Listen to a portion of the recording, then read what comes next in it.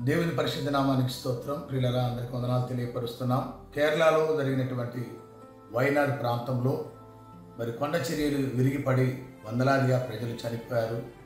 మరి వేలాదిగా మరి ఎన్నో కుటుంబాల ఇండ్లు కూడా పతనమైపోయాయి.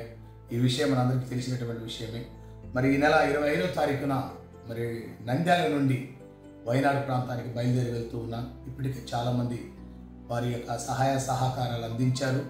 మరి మీరు కూడా మీ సహాయ సహకారాలు అందించాలనుకుంటే వెంటనే మరి ఫోన్కు ఈ నెంబర్కు మీరు ఫోన్ చేయండి. నంద్యాలలో గెచ్చమనే తోట ప్రార్థనా మందిరం తరపున యువదాస్ గారు కూడా మాట్లాడి మరి వారి వంతుగా కూడా వారు సహకరిస్తున్నట్లుగా తెలియపరిచారు. ఈ 4 దినాలలో మీరు ఏమైనా అందించగలగాలంటే ఈ అవకాశాన్ని మీరు సద్వినియోగం చేసుకోవాలని ప్రభుత్వం మనం చేస్తున్నాం. వందలాది మంది ప్రజలు ఇప్పటి వరకు కూడా ఇంకా హాస్పిటల్లోనే ఉన్నారు. మరి అంత మాత్రం కాకుండా నిరాశలై ఎన్నో కుటుంబాలు మరి మట్టిపాలైపోయి కొట్టుకపోయినటువంటి ప్రాంతాలు మనం చూస్తూ ఉన్నాం. పక్కన మీరు వీడియోలు కూడా మీరు చూడవచ్చు ఆ యొక్క పరిస్థితి. మరి నంద్యాల నుంచి మేము బయలుదేరి వెళ్తున్నాం నంద్యాల నుండి బయలుదేరి వెళ్తున్నాం కాబట్టి మా కొరకు మీరు ప్రార్థన చేయండి.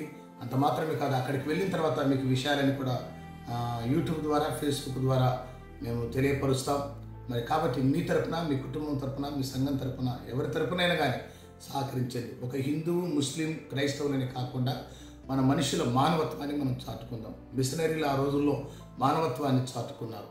కాబట్టి దేవుని ప్రేమను మనం కనపరచాలి. హిందువులైనా, ముస్లిమ్స్లైనా, మరి క్రైస్తవులమైనా మనమందరము భారతీయులం. భారతదేశంలో ఉన్నాం. మన భారతీయులకు ఎక్కడ ఏ ఆపద వచ్చినా మనం వెళ్ళి ఆదుకోవాల్సినటువంటి అవసరం ఎంతైనా ఉంది.